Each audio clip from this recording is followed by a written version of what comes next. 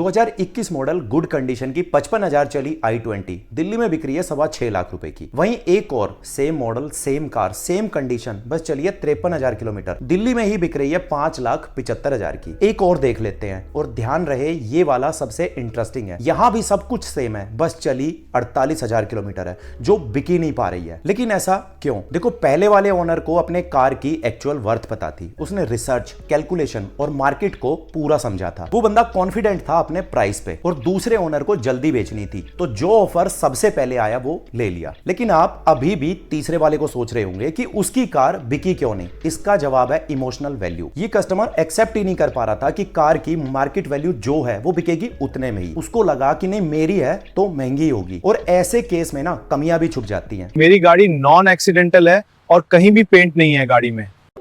Bus car की actual value emotional value से match ना हो पाने के कारण बिकी नहीं पाती, और ये सबसे ज्यादा और हर दिन होता है। आपके पड़ोसी या आपके दोस्त के साथ भी हुआ होगा, शायद आपके साथ भी हो चुका हो, लेकिन आज के बाद नहीं होगा, क्योंकि मैं आपको वो एग्जैक्ट कैलकुलेशन फॉर्मूला बताऊंगा जो प्रोफेशनल यूज करते हैं। दरअसल कार की रीसेल वैल्यू एक मैथमेटिकल कैलकुलेशन है, कोई गैस या एजम्पशन नहीं। बस कुछ स्पेसिफिक फैक्टर होते हैं जो चेक करने, और आंसर केवल 2 मिनट में आ जाएगा। तो चलिए समझते हैं स्टेप बाय स्टेप। देखो, जब आप कोई नई कार खरीदते हो तो उसके 2-3 साल बाद क्या वैल्यू आएगी वो डेप्रिसिएशन के कैलकुलेशन से पता चलता है। हर साल कार की वैल्यू नेचुरली घटती ही रहती है। कुछ स्टैंडर्ड डेप्रिसिएशन रेट्स हैं जो मार्केट में फॉलो होते हैं। हाँ, 5 से 10% तो शोरूम से निकलते ही टूट जाएंगे। फिर पहले साल में लगभग 15 से 20%, दूसरे में 15% और तीसरे में 10%। अब चौथे साल ये लगभग सेम ही रहेगा, और 5 साल के बाद हर साल 5 से 7% घटता रहेगा। मान लो आपने 2021 में मारुति की बलिनो खरीदी थी, जिसका ऑन रोड प्राइस था सपोज 9 लाख रुपए। आज 2025 में, मतलब 4 साल के बाद, कैलकुलेशन कैसी होगी? 1 साल बाद 9 लाख का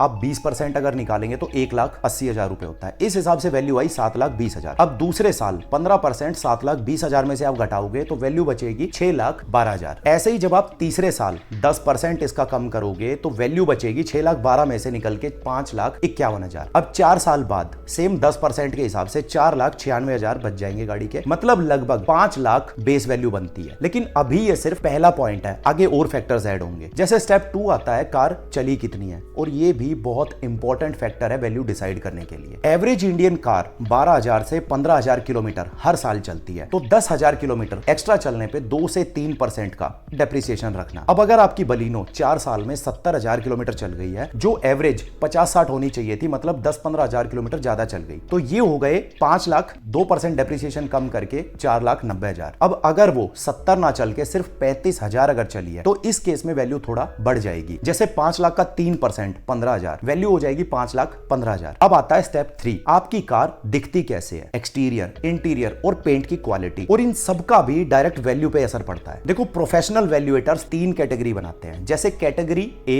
एक्सीलेंट, इसमें वैल्यू 4 से 8% तक और बढ़ जाएगी, मतलब ना कोई एक्सीडेंट है, कंप्लीट सर्विस हिस्ट्री अवेलेबल है, ना रीपेंट है कहीं से, साफ इंटीरियर और सारे इलेक्ट्रॉनिक पार्ट्स प्रॉपर वर्क कर रहे हैं, चली भी एवरेज से बहुत कम है। अब है कैटेगरी बी गुड, इसमें 1 से 5% तक वैल्यू कम हो जाएगी। अगर कार पे छोटे मोटे स्क्रैचेस है, 1-2 माइनर डेंट्स हैं, लेकिन पेंट ओरिजिनल है, या कोई एक आधा ही पीस पेंट है जो मैनेजेबल है, और सर्विस रिकॉर्ड भी मोस्टली अवेलेबल ही है, और एवरेज से बस कुछ ही ज्यादा चली है। अब लास्ट में आती है कैटेगरी सी, जिसको बिलो एवरेज रखा जाता है, जिसमें 12 से 20% तक वैल्यू और कम हो जाएगी। जैसे जो कार एक्सीडेंटल रिपेयर है, इंश्योरेंस क्लेम ले रखा है, ज्यादातर पार्ट्स पे पेंट करा रखा है, या फिर पेंट खुद से ही फेड हो गया है, और इंटीरियर भी एवरेज है, मतलब देखने में नए जैसा नहीं लगता और कटा फटा है, ना कोई सर्विस हिस्ट्री है गाड़ी, और इलेक्ट्रिकल पार्ट्स भी ठीक से काम नहीं कर रहे हैं, और चली भी एवरेज से कहीं ज्यादा ही है। अब हमारी बलिनो अगर एक्सीलेंट कैटेगरी में है तो 5,15,000, इसमें 5% आप और बढ़ा दीजिए तो टोटल हो गया 5,40,000। अब स्टेप 4, ये बहुत इंपॉर्टेंट पॉइंट है जो लोगों को कंफ्यूज करता है। देखो, हर ब्रांड की रिटेंशन कैपेसिटी अलग होती है, मतलब सेम प्राइस की, सेम ईयर की 2 डिफरेंट ब्रांड्स की कार, जैसे मारुति वर्सेस निसान, उनकी रीसेल वैल्यू बिल्कुल अलग होगी। जैसे अगर तुमने 2021 में एक मारुति बलिनो ली थी 9 लाख रुपए में, उसकी एवरेज रीसेल वैल्यू 4,80,000 से लेके 5,40,000 के बीच में। अब सेम ईयर की निसान मैग्नाइट अगर आपने 9 लाख में खरीदी थी तो रीसेल वैल्यू 3,90,000 से 4,40,000 के बीच आती है, मतलब बलिनो 55-60% के करीब वैल्यू रिटेन करती है, वहीं मैग्नाइट 40-45 के करीब वैल्यू रिटेन करती है। अब स्टेप 5, फ्यूल टाइप भी वैल्यू डिसाइड करता है सिग्निफिकेंटली। आज पेट्रोल कार्स लेना सबसे सेफ बेट है, स्टैंडर्ड डेप्रिसिएशन अप्लाई होते हैं और डिमांड भी कंसिस्टेंट है मार्केट में। में। इलेक्ट्रिकल व्हीकल्स की अभी सिचुएशन थोड़ा डेवलपिंग स्टेज पे है, बैटरी हेल्थ और उसकी कॉस्ट की वजह से। 2020-21 जैसे मॉडल को बायर हेजिटेट करते हैं खरीदने में, तो यहाँ ये फॉर्मूला काम नहीं करेगा। इसके बारे में मैं अभी आगे बताऊंगा। अब आ जाता है स्टेप 6, ज्योग्राफी का भी रोल है प्राइसिंग के अंदर। मेट्रो सिटीज जैसे दिल्ली, एनसीआर, मुंबई, बेंगलोर, पुणे, इनमें बायर्स ज्यादा होने की वजह से डिमांड भी ज्यादा होती है एज कंपेयर टू टीयर 2 और टीयर 3। ये सभी फैक्टर्स हैं जिनकी वजह से एग्जैक्ट वैल्यूएशन फ्लक्चुएट करती रहती है। अब एक बार अपनी कैलकुलेशन को डबल चेक जरूर कर लेना। मेथड मैं बताता हूं आपको, आप कारेंजी या OLX यूज कर सकते हो। सिंपली पोर्टल पे अपना सेम मॉडल, ईयर और सिटी की 15-20 लिस्टिंग्स देख के आप एवरेज निकाल सकते हो। लेकिन यहां ध्यान देने वाली बात है, लोग अक्सर इन्हीं प्राइस को मार्केट प्राइस समझ के अपनी कार का भी वही प्राइस समझ लेते हैं। देखो यहां आपको यह समझना पड़ेगा कि वो केवल डिमांड प्राइस है, उसमें नेगोशिएशन होती है। तो एक्चुअल प्राइस उस लिस्टिंग पे दिखने वाले प्राइस से 5 से 10% के करीब कम ही होता है और डिपेंड करता है कंडीशन पे भी। तो उस एक्चुअल प्राइस को अपनी कार की वैल्यू नहीं समझना, बस वहां से केवल आइडिया लेना है। अब कुछ बड़ी गलतियां भी हैं जो लोग अक्सर करते हैं। जैसे पहली, इमोशनल अटैचमेंट ऐड कर देते हैं वैल्यू के अंदर। मैंने कितनी केयर से रखी है और मेरी है, लेकिन मार्केट को कोई फर्क नहीं पड़ रहा इससे। मैं इस कार की इतनी केयर की है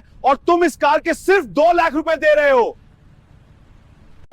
और हां, कैरेंजी ऐप जरूर डाउनलोड कर लेना।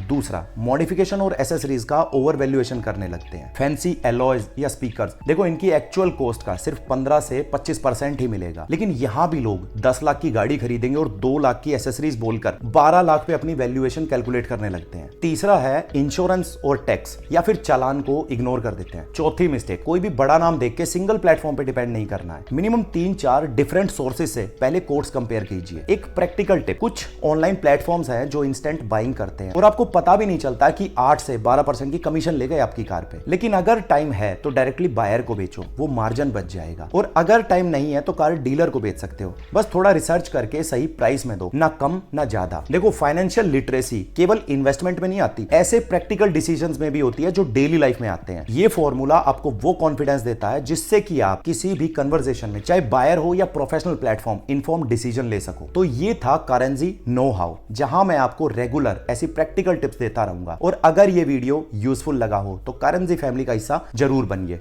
जय हिंद।